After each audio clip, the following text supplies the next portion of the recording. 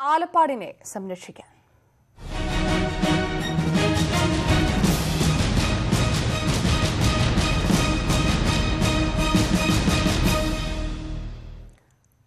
Social media ഏറ്റെടുത്തതോടെ save Alappad സമരവും ശക്തിപ്പെടുന്നു.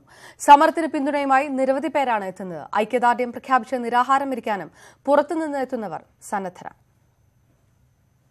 Indian rare എറത്സ് ലിമിറ്റഡിന്റെ ആലപ്പാട്ടെ ധാതുമണൽ ഖനനം പരിസ്ഥിതി നാശത്തിന്റെ ഭീതി പടർത്തിയതോടെയാണ് സേവ് ആലപ്പാട് സമരം സമൂഹമാധ്യമങ്ങൾ ഏറ്റെടുത്തത്. ചലച്ചിത്ര താരങ്ങൾ ഉൾപ്പെടെ ആശങ്ക പങ്കുവച്ചതോടെ ഫേസ്ബുക്ക് ഉൾപ്പെടെയുള്ള നവമാധ്യമങ്ങളിലും ചർച്ച സജീവമായി. ഇതിനു പിന്നാലെയാണ് യുവാക്കൾ ഉൾപ്പെടെയുള്ളവർ ആലപ്പാട്ടെ സമരസമിതിയുടെ പന്തലിലേക്ക് എത്തിയത്. നമ്മളെല്ലാവരും മനുഷ്യരാണ്.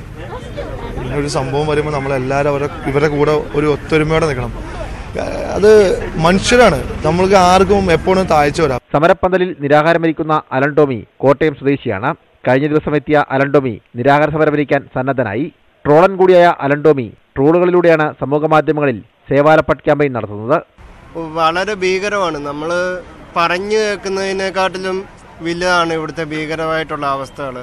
അങ്ങോട്ട് ഈ മൈനിങ് സ്ഥലങ്ങളിലേക്ക് പോയെങ്കിൽ നമുക്ക് മനസ്സിലാവും അവിടെ എന്തൊക്കെ അനധികൃതമായിട്ടുള്ള പ്രവർത്തനങ്ങളാണ് നടക്കുന്നതെന്ന് നമുക്ക് മനസ്സിലാവും.